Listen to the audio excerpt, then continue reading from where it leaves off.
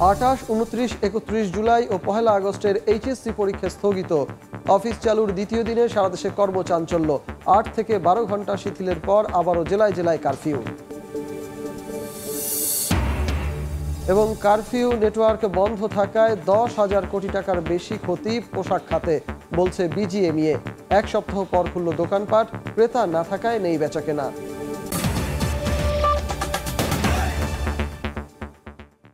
বাংলা সময় সঙ্গে আছি আমি সজল মিত্র রিচার্ড। কোটা আন্দোলনে যারা নেতৃত্ব দিচ্ছে তারা সবাই একটি মহল দ্বারা পরিচালিত বলে জানিয়েছেন স্বরাষ্ট্রমন্ত্রী আসাদুজ্জামান খান কামাল। দুপুরে রংপুর জেলা শিল্পকলা একাডেমিতে প্রশাসনের ঊর্ধ্বতন কর্মকর্তা ও আওয়ামী লীগের নেতাকর্মীদের সঙ্গে মতবিনিময় শেষে একথা বলেন তিনি।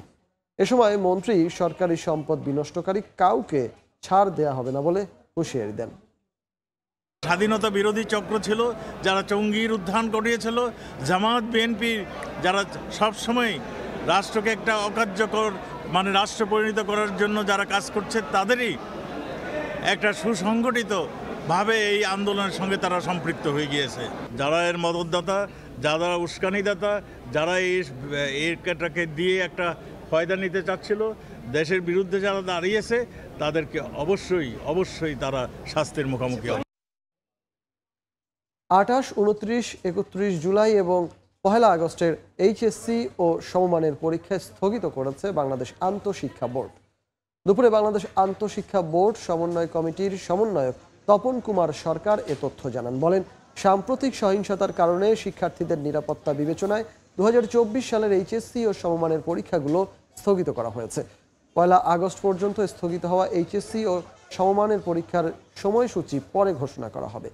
এখন পর্যন্ত 8 দিনের পরীক্ষা স্থগিত করা হলো। সূচি অনুযায়ী আগামী 11 আগস্ট এইচএসসির তত্ত্বীয় পরীক্ষা শেষ হওয়ার কথা ছিল।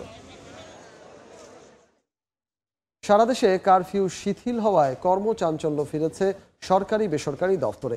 সচল হয়েছে সড়ক ও নৌ যোগাযোগ। তবে মোবাইল ইন্টারনেট সচল না হওয়ায় দুর্ভোগ কাটেনি গ্রাহকদের। কারফিউ শিথিল থাকায় সকাল থেকে রাস্তায় চাপ বাড়তে থাকে অফিসগামী মানুষের। বিভিন্ন এলাকায় দেখা দেয় তীব্র যানজট। গত কয়েকদিনের অস্থিরতা কাটিয়ে স্বস্তি ও কর্মচাঞ্চল্য ফেরে নাগরিক জীবনে। আন্তঃজেলা ও দূরপাল্লার বাস ছেড়ে যায় বিভিন্ন বাস টার্মিনাল থেকে। তবে যাত্রী না থাকায় বাসের সংখ্যাও কম। এদিকে ইন্টারনেট পুরোপুরি চালু না হওয়ায় অনলাইনে টিকিট সংগ্রহ করতে ভোগান্তিতে পড়েন যাত্রীরা।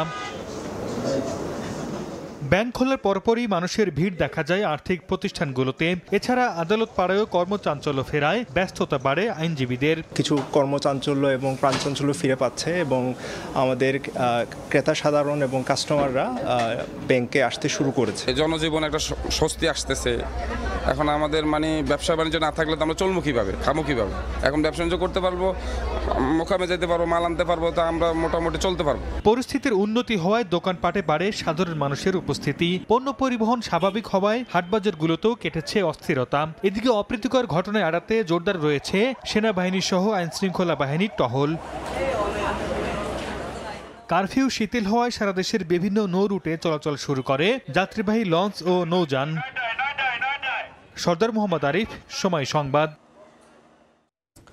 কারফিউ আর কয়েকদিন ইন্টারনেট বন্ধ থাকায় কয়েক হাজার কোটি টাকা ক্ষতির মুখে পড়েছে দেশের তৈরি পোশাক খাত। মঙ্গল ও বুধবার থেকে দেশের সব পোশাক কারখানায় উৎপাদন শুরু হলেও রফতানির ক্ষতি কাটাতে বিদেশি ক্রেতাদের সিদ্ধান্তের অপেক্ষায় আছেন গার্মেন্টস মালিকরা। সাখাওয়াত টিপুর ক্যামেরায় বিস্তারিত কমলদের রিপোর্টে। সারা দেশে কোটা সংস্কার আন্দোলনকে ঘিরে সহিংসতা, পরবর্তীতে কারফিউ এবং ইন্টারনেট বন্ধ করে দেওয়ার ফলে হাজার হাজার কোটি টাকা ক্ষতির মুখে পড়েছে দেশের গার্মেন্টস শিল্প। গার্মেন্টস শিল্পের উৎপাদন যেমন শূন্যের কোটায় নেমে এসেছিল, ঠিক তেমনি আগে প্রস্তুতকৃত পোশাক পাঠাতে পারেনি বিদেশি বায়ারদের কাছে। আর তাই দফায় দফায় বৈঠক করা যাচ্ছে সরকারি শীর্ষ পর্যায়ের সাথে গার্মেন্টস মালিকেরা। 2-1 দিনের মধ্যে আমরা বুঝতে পারবো কোন কোন ফ্যাক্টরি কি পরিমাণ এই ডিলের জন্য ডিসকাউন্ট খাচ্ছে অথবা ক্যান্সেলেশন আর এয়ার শিপমেন্ট যাচ্ছে। তবে ধীরে ধীরে রপ্তানি কার্যক্রম শুরু হচ্ছে বলে জানিয়েছেন বিজিএমইএ। ইন্টারনেট না থাকার কারণে আমরা বায়ারদের সাথে কোনো যোগাযোগ করতে পারিনি এবং আজকে থেকে আমরা বায়ারদের সাথে যোগাযোগ করছি এবং এই এক সপ্তাহে যে শিপমেন্টটা করতে পারি নাই বায়াররা সেটাকে ডিসকাউন্ট দিবে। বিদেশি বায়াররা দাবি করে প্লেনের মাধ্যমে বা উড়োজাহাজে এসব পণ্য পাঠাতে হবে, তাহলে খরচ বেড়ে যাবে 3 থেকে 4 গুণ। তবে চট্টগ্রাম এবং রাজধানী ঢাকা, গাজীপুর, নারায়ণগঞ্জে সকাল থেকেই শ্রমিকরা কাজে যোগ দিয়েছে। মোটামুটি গার্মেন্টসের যে সকল সেকশন আছে সকল সেকশন আমরা স্বতঃস্ফূর্তভাবে কাজ করতেছি। এখন পর্যন্ত বিজিএমএ তথ্য অনুযায়ী তাদের শতভাগ গার্মেন্টস খুলেছে এবং শ্রমিকদের উপস্থিতির হার 95%। কমল দে, সময় সংবাদ, চট্টগ্রাম। সাগরের ভয়াল আগ্রাসনে ভাঙন তীব্র হয়েছে কক্সবাজার উপকূলে। একের পর এক বড় বড় ঢেউয়ের আঘাতে উপড়ে গেছে ঝাউবিথির 5 শতাধিক ঝাউ গাছ, তছনছ বালিয়াড়ির পার রাস্তাঘাট। তবে ভাঙন রোধে কার্যকর ব্যবস্থা নেওয়া হবে বলে জানালেন জাতীয় সংসদের হুইপ। সাজ্জাদ হোসেন পেশায় জেটস্কি চালক, উত্তাল থাকায় নামতে পারছেন না সাগরে, তাই হেঁটে হেঁটে দেখছেন ঢেউয়ের ভয়াল আগ্রাসন। 5-6 দিনের সাগর উত্তালের কারণে এই যে মনে করেন গাছের বাগান সরকারে ভেঙে যাচ্ছে। সাগরের ঢেউয়ের তাণ্ডবে উপড়ে পড়ছে একের পর এক ঝাউ গাছ, ভাঙছে বালিয়াড়ির পার, তছনছ রাস্তা, ক্ষতিগ্রস্ত হচ্ছে বৈদ্যুতিক তার। সমুদ্র আগ্রাসন এত বেশি যে জবনগুলো ভেঙে পড়ছে। জিওব্যাগ পার হয়ে ঢেউ এসে আপনার বালির তল থেকে সরে যে আপনার গাছ ভেঙে যায়। সৈকত পাড়ে রয়েছে সরকারি বেসরকারি নানা স্থাপনা, যার মধ্যে হুমকির মুখে শেখ কামাল আন্তর্জাতিক ক্রিকেট স্টেডিয়াম, ট্যুরিস্ট পুলিশ কার্যালয়। সমুদ্রের বালিয়াড়ির পাশে অনেকগুলো সরকারি এবং বেসরকারি স্থাপনা রয়েছে যা অলরেডি হুমকির মুখে। জাতীয় সংসদের হুইপ জানালেন সৈকতের ভাঙন রোধে কার্যকর ব্যবস্থা নেওয়া হবে।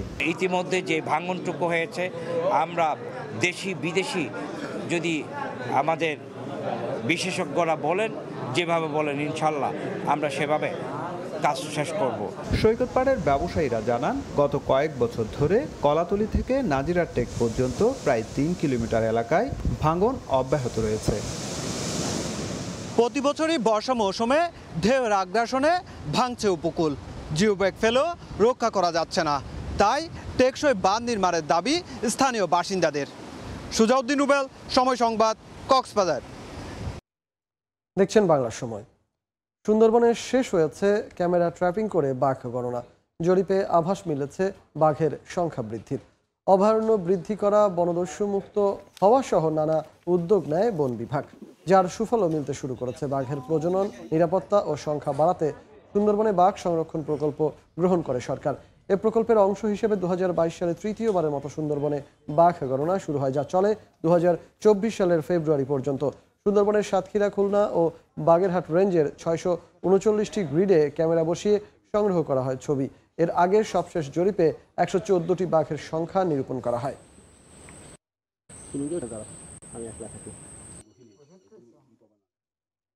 এ পর্যায়ে শীর্ষ সংবাদগুলো জানিয়ে দিচ্ছি আরেকবার।